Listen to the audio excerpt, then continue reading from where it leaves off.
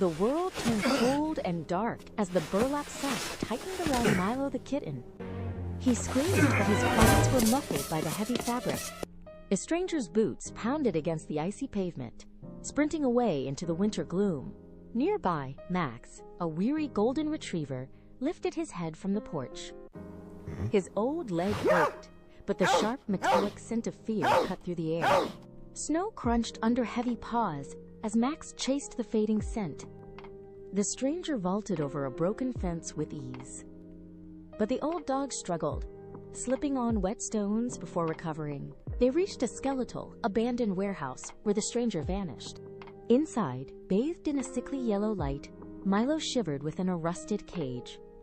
Max let out a thunderous bark, but the heavy steel door remained shut. That night, Max returned under the cover of a moonless sky.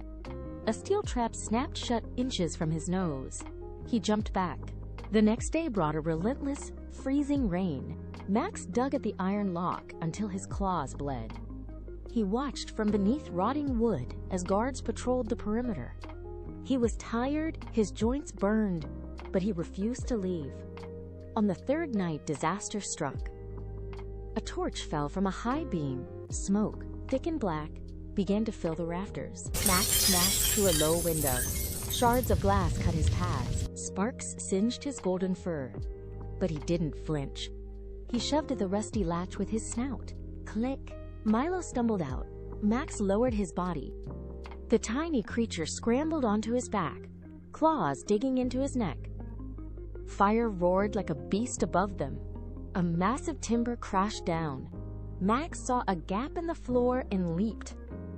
The wet boards groaned and slipped under his weight. Another beam fell, missing his tail by a fraction of an inch. The heat was unbearable, a wall of orange death closing in.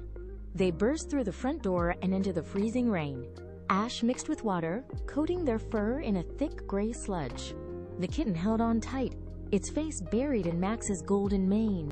As the first light of dawn broke, painting the sky in soft purples, they reached a small, familiar porch. Max collapsed gently. Milo curled against his warm side, wrapping its tail around his leg. Under a dry roof, safe and alive, the two heroes finally slept. Thanks for watching. Subscribe for more.